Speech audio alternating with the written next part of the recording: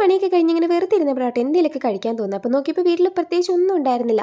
അപ്പോൾ അമ്മ പറഞ്ഞു ഇതേ നമ്മുടെ ആത്തമരത്തിൽ കുറച്ച് ആത്തയ്ക്ക് കിടപ്പുണ്ട്, പോയി പറിച്ചാലോ എന്ന്.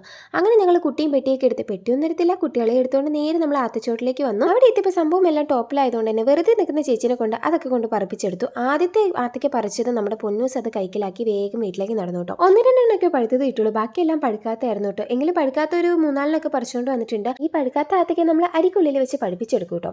അങ്ങനെ ആത്തയ്ക്ക് കൊണ്ട് നിരത്തി വെക്കുന്നത് നമ്മുടെ കുഞ്ഞിച്ചക്കനും പൊന്നൂസും കൂടെ അതിൻ്റെ മേലിരുന്ന് കളിയാണ്. അങ്ങനെ കുറച്ച് നേരം അവർ കളിക്കുന്ന വീഡിയോസൊക്കെ എടുത്ത് കഴിഞ്ഞപ്പോൾ നമുക്ക് ഒട്ടും ക്ഷമയില്ലാത്തതുകൊണ്ട് തന്നെ ചേച്ചി ഒരെണ്ണം എടുത്തത് ഇങ്ങനെ പിരിച്ച് പൊളിച്ചെടുത്ത് കണ്ടപ്പോൾ കയ്യിൽ നിന്ന് പെട്ടെന്ന് ഇങ്ങനെ പൊളിഞ്ഞു പോരും തോന്നി. നല്ല ബലം കൊടുത്തിട്ടാണ് ആളിങ്ങനെ വലിച്ചെടുത്തത്. ആദ്യം തന്നെ പൊന്നൂസിന് കൊടുത്തപ്പോൾ പൊന്നൂസിന് വേണ്ട, കാരണം അവൾ ഫ്രൂട്ട്സ് എന്ന് പറയുന്ന ഒരു സാധനവും കഴിക്കാറില്ല കേട്ടോ.